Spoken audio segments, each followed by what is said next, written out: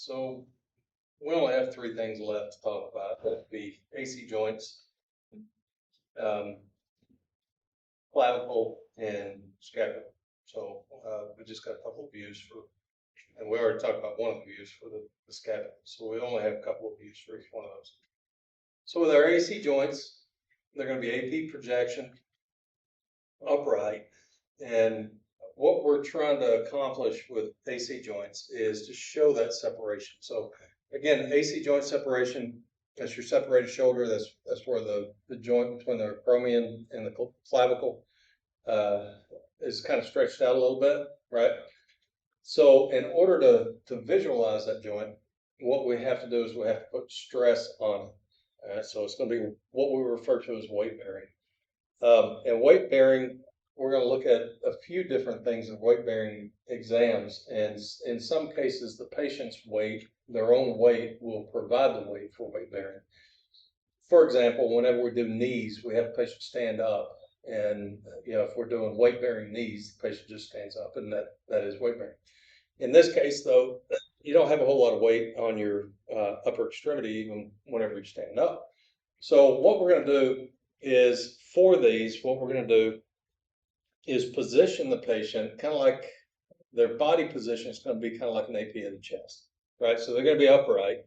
The significant difference here, though, is that we're going to collimate down just to an area that's, about 3 inches, 4 inches, a very small area. We talked about the divergence of the central ray earlier and what that does in some cases, or what that does in every case. But in some cases, if we have anatomy that's of similar size as our image receptor, and that is that it projects it out and away from the image receptor. So where the divergence of the central ray is worse is when we have a decrease in SID. So where it's going to be best, or less significant, I guess, is with an increase in SID, right?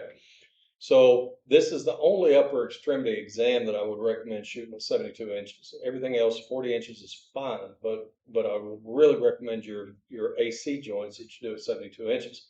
So the divergence of the central ray is not as significant. You're less likely to project the AC joints off the image receptor. So what you're going to do, the significant things to remember about AC joints is that you're going to do them upright. You're going to do them at 72 inches. You're going to do them with and without weights. So they're going to be weight bearing and non-weight bearing. So you're going to take two views, but you're going to take images of both AC joints at the same time. You're not going to do them individually. They're going to be bilateral. So you can throw that into the list too. Upright, bilateral, with and without weights, 72 inches. Okay. So what that means is you're going to get the patient upright, the back up against the image receptor, increase your SID to 72 inches, collimate down to 3 or 4 inches, vertically, but horizontally, you're going to go all the way across the patient's body so that you can see both SI joints. And you're just going to have the patient relax, and you're going to shoot one image. And then what you're going to do is you're going to have the patient hang on to something that would put some traction on their arms, pull their arms down a little bit. And that thing could be almost anything, as long as it's heavy. Jug barium, something like that. Some of your textbooks will tell you that you shouldn't have the patient hold on to anything, but rather to affix the weights to the patient's wrists. The reason for that is because if you hand somebody something, they have a tendency to pull against it, right? So I hand you a textbook, and you have a tendency to pick up on it, right? Grab it and pick up on it like that. Whereas if you affix to the wrist, then you're less likely to do that. I've worked in exactly 0 hospitals that had anything that you could attach to the patient's wrist. So I always had to use barium jugs and just tell the patient to relax your shoulders, right? So it's going to be painful for them, though. So what I recommend that you do is you take the AP first, the non-weight bearing, take that one first, have everything in place, have your machine reset and ready to shoot, and then give the patient whatever it is you're going to have them hold on to. Have them relax, and then as quickly as possible get behind the control panel and make your exposure, and then tell push they can put whatever it is down. You know, if there's sandbags, you can tell them drop them. If they're jugs bury them, you probably want them to set them down so that it, you know, if a bottle breaks, it doesn't go everywhere. So again, upright, 72 inches, with weights, without weights. What was the bilateral? Yeah, bilateral. Okay, so that's AC joints. Pretty simple. Not a whole lot to it. So that's AC joints. So can't really tell this one that's got an arrow indicating that there's some sort of separation there. It'd be a mild separation, kind of the same thing over here. You see where, I don't know if you can see it on those images because of the lights, but that looks like it's got good connectivity, and this one over here might be a little bit off. Sometimes they're pretty significant. We had a student that was in the program several years ago. He had a grade 4, and he'd pick up a grid, and you could see through the uniform his clavicle just kind of sticking out there as it pulled his shoulder down. Surely he got it fixed by now, but yeah, it's pretty significant. All right, so the clavicle itself, pretty common fractures of clavicles, and I won't say that they can be dangerous, but there is a possibility of puncture of a lung with broken clavicle. Pretty rare. I broke my clavicle when I was a kid, and I didn't puncture a lung. My son broke his clavicle when he was, well, that was about 3 years ago. He didn't puncture a lung, and his was pretty significant. It was, you could see the, you know, the fracture line sticking up, or the fragment sticking up. But they say it can happen.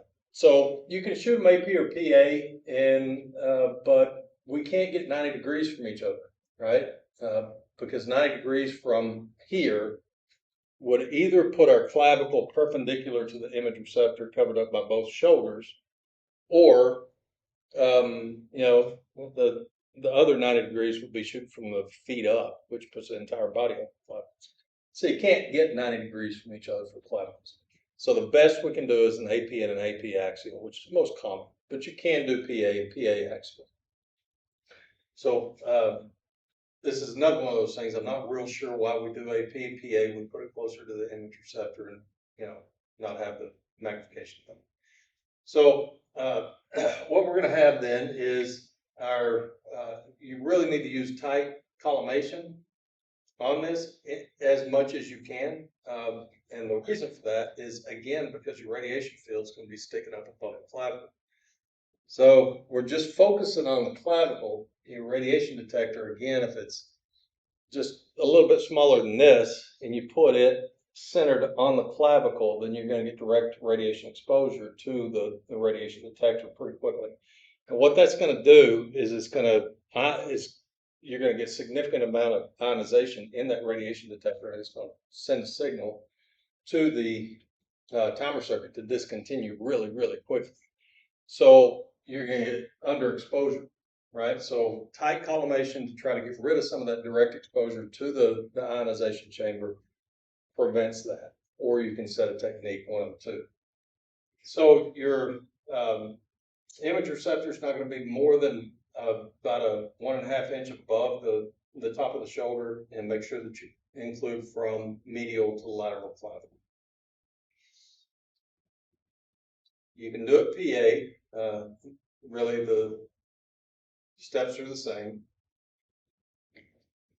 and that's what it should look like. Now notice, though, that on your clavicle, what you've got is a lot of superimposition on the medial end. So that would be the second rib, that'd be the first rib. Second rib goes right across the middle of the clavicle. So you've got 1, 2, 3, and a part of a fourth rib over the clavicle. All that lung field too, and a portion of the scapula. So if you remember back to when we were talking about chest x-rays, one of the ways that we could see the apex of the lung was with the cephalic central ray angulation. What did that do? Yeah, what we did was angle central ray towards the head. What did that do to the image though? Projected the clavicle above the shoulder, right? So we're going to do the same thing here. It's really just a repeat of a lordotic chest X-ray. It's just going to be now that we're, instead of looking for the apex of the lung, we're looking for the clavicle, but we're doing essentially the same. So again, you can do this upright. You can do it with a patient laying down. I will say that whatever position the patient is in, whenever they come to you, I recommend that you leave them in that position.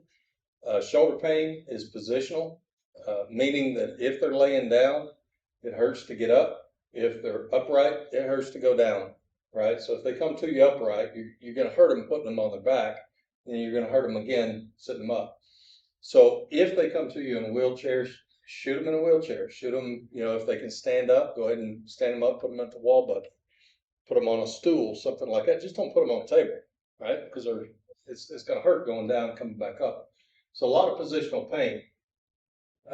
So you got your AP. Now you got to get AP axial. Try to get some of that superimposition removed, and you might not get it all, but most of your fractures are going to be around mid shaft. Very few fractures are going to be more medial than about a third. So if you can get most of the clavicle without that superimposition, you're doing good. Now, the amount of angulation, in the textbook, the amount of angulation you use for clavicle is a range. The reason it's a range is because you got to consider the patient's body build. Now, I'm not talking about their body habitus, right? Because most of the time, body habitus, that's just soft tissue. What I'm talking about is body build. If the patient has just a great big barrel chest, it's not going to take much of an angulation to get it where you need it to go, the clavicle, get it where it needs to go. If the patient has a very thin chest, then it's going to take more angulation. So if I've got apex of the lung here and clavicle here, and I've got not a whole lot of distance in between them, right?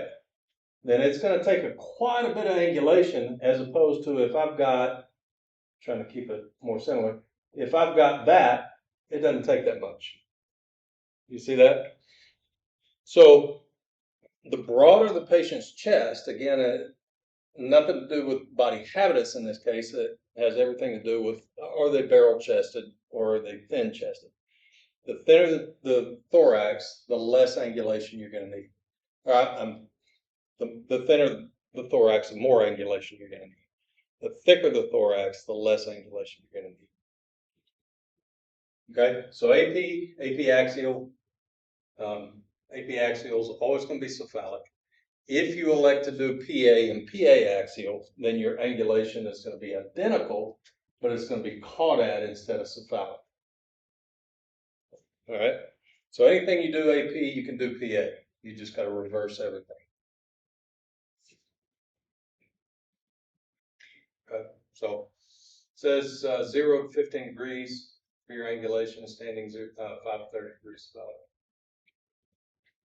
So no angulation. Just run with angulation.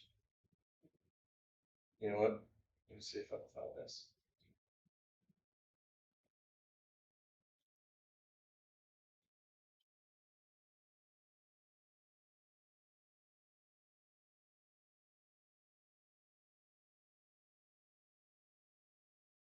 I started collecting these. Sometimes I was going to put them into PowerPoints. I thought, oh, see those.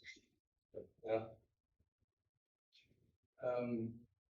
But I do have pictures of my son's clavicle.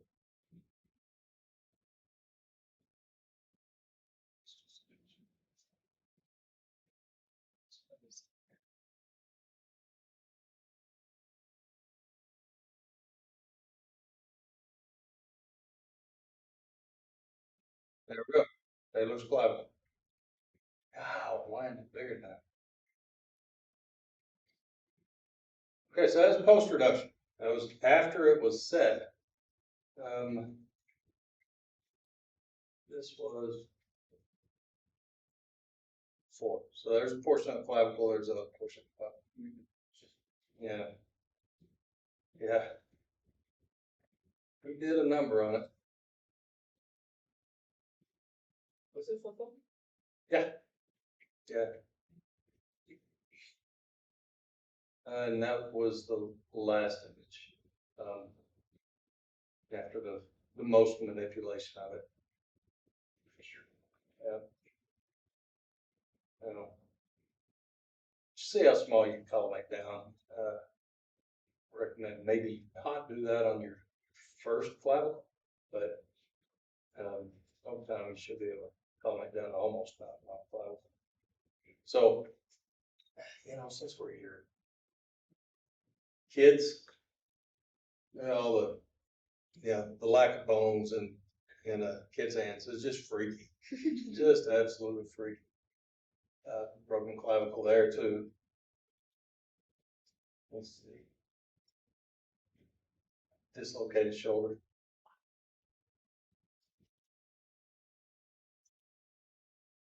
Ouch. Finger. See. Oh, fat pads. Here we go. The fat pads I was talking about. There's your cell sign. And even though you can't say, I don't see a fracture on the distal humerus, but we know that there is one there. So we see posterior fat pad. So anyway, so it's done. Yeah, kids are not human.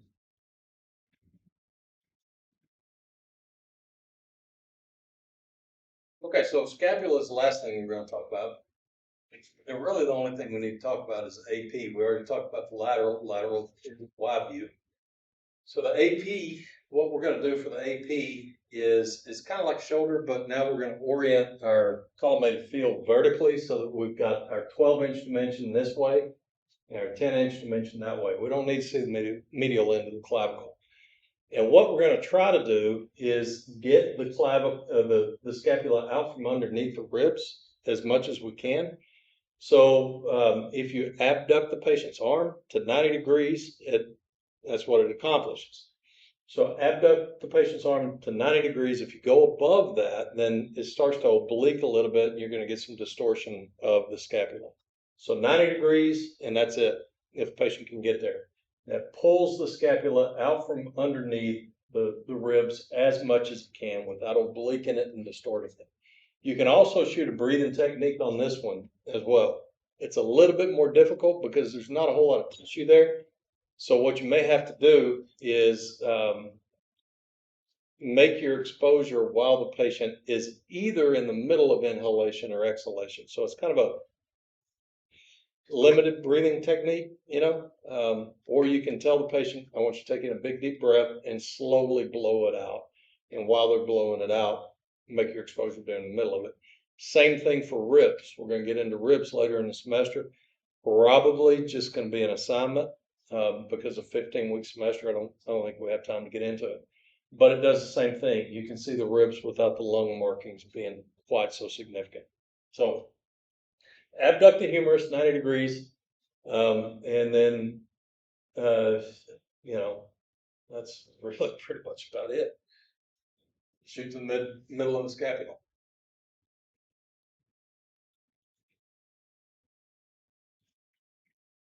And that's all I got for you. That's the rest of the shoulder. Lateral scapula is just going to be the Y view. Just make sure you get the arm out of the way. This, I don't know, where did you have an accident from? I don't know, but I tore a muscle up under my scapula one time. And I cannot imagine doing this if you have truly some sort of scapular pain. Put my arm all the way up over the head, just ain't gonna happen. Problem with injuries to the scapula or any kind of muscles around it is that that's all connected to the base of your skull, right? So you can't turn your head without feeling pain. It's kind of like having a prick in the back that just doesn't go away and it extends down into the back. So anyway. The significant thing about the Y view for the lateral scapula is just make sure you get the arm out of the way. All right. So significantly less than 30 minutes. Any questions?